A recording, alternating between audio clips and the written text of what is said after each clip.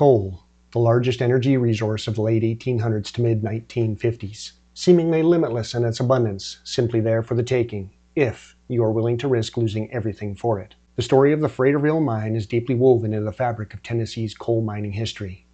Opened in 1870, the mine emerged as one of the state's oldest and most established coal operations, situated in the heart of the Coal Creek Valley. For decades, it operated almost continuously without major incident, becoming a vital part of Tennessee's industrial landscape.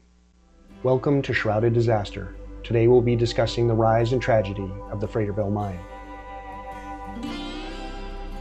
Eldad Cicero Camp was born in Ohio, attended school, eventually becoming a teacher in Richmond, Kentucky, where he began to study law. As the Civil War began, he enlisted in the 142nd Regiment of the Ohio Volunteer Infantry, where he saw action, culminating in the escort of supplies for Ulysses S. Grant at the Battle of Cold Harbor. In February 1865, shortly before he was mustered out of the rank of Sergeant Major, Camp accompanied General Joseph Alexander Cooper to Knoxville. Impressed with the virtually untouched mineral resources of the surrounding region, Camp decided to make the city his permanent home. From 1869 to 1871, Camp served as the United States Attorney for the District of Tennessee, of which he eventually resigned after controversies. In 1868, shortly after the railroad construction connected the Coal Creek Valley of western Anderson County with Knoxville, Camp organized the Coal Creek Coal Company and opened a mine near the center of the valley, around which the mining village of Fraterville developed. This company initially produced approximately 30,000 tons of coal per year. By 1900, the company was operating 3 mines in the valley, the Fraterville and Hollow Entry mines at Fraterville, and a mine at Thistle Switch near Briceville, and its annual production had increased to over 200,000 tons. The mine was considered one of the better run operations in the Coal Creek area with a respectable safety record. Its tunnels stretched deep into the earth, where hundreds of men and boys worked daily to extract the valuable coal that powered America's growing industrial might. Over 200 miners worked in its depths, making it a significant employer in the region. Coal Creek was one of the few mining companies in Tennessee that never used convict leasing, and as a result, avoided much of the strife that plagued most Cumberland Plateau area mining companies during the Coal Creek War of 1891 to 92. The Fraterville mine notably paid their miners in cash, which was quite progressive for that time period. According to multiple historical accounts, the mine's operator paid qualified miners in cash based on tonnage, rather than using the controversial scrip system that was common in other mining operations.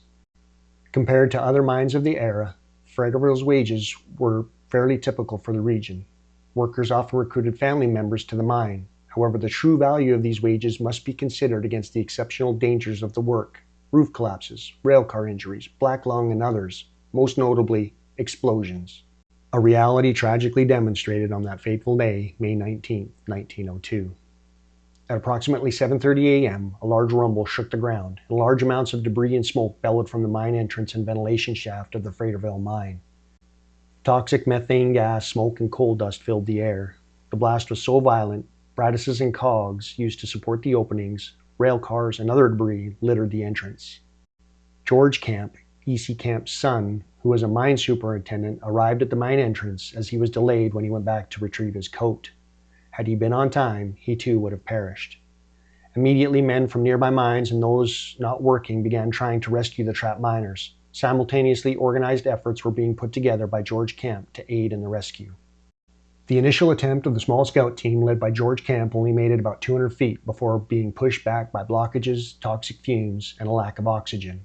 It wasn't until late afternoon that day that rescuers could enter through the nearby Thistle Creek mine safely by constructing a makeshift venting system made of cloth and creosote to begin searching for survivors and bringing out the bodies of the deceased.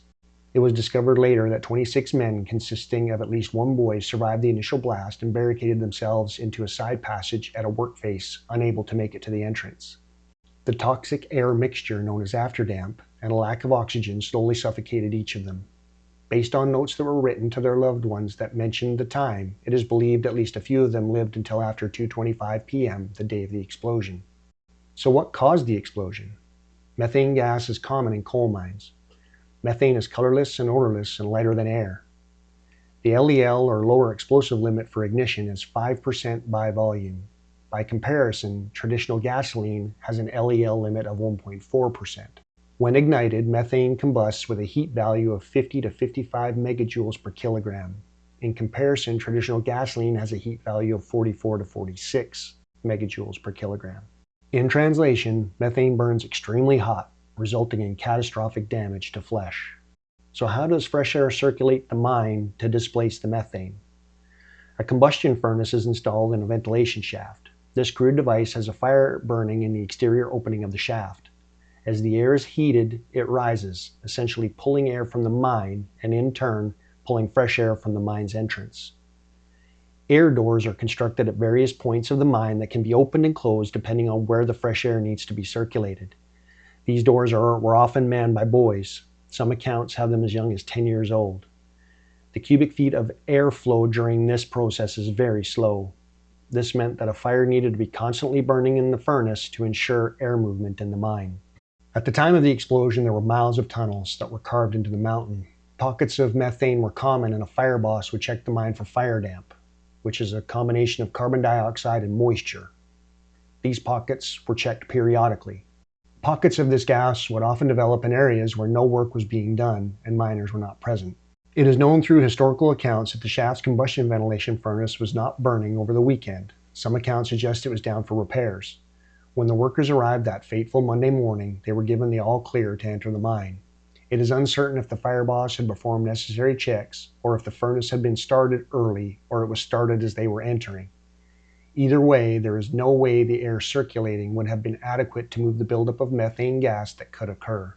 Adding to this, it is known that the men were inspecting a partial wall collapse caused by digging close to an adjacent mine that was abandoned. It is also speculated that the methane gas could have ingressed through this opening.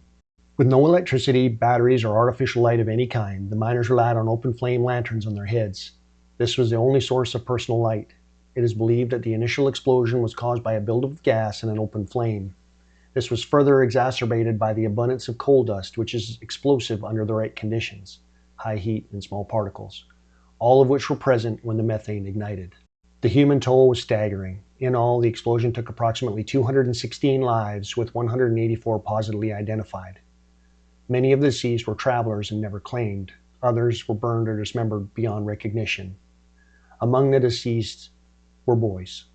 All that was left were 3 adult males alive in the entire town of Fraterville, widowing hundreds of women and leaving approximately 1,000 children fatherless. The tragedy scale becomes even more apparent when you visit the area today, with hundreds of headstones in the Coal Creek watershed bearing the same date, May 19, 1902.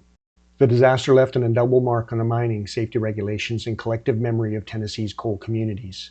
From 1902 to 1927, over 2,400 Appalachian workers would lose their lives in mine explosions, with the Fraterville disaster standing as a grim reminder of the dangers faced by coal miners.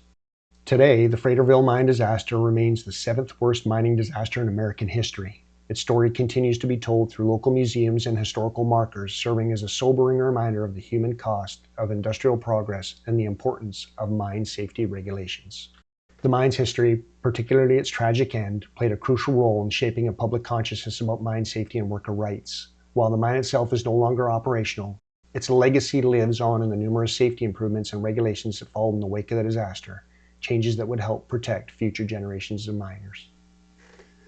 For those that have made it this far, thank you. Please consider subscribing and turning on notifications for stories of accidents that have shaped the way we work and the way we live. Thanks for watching.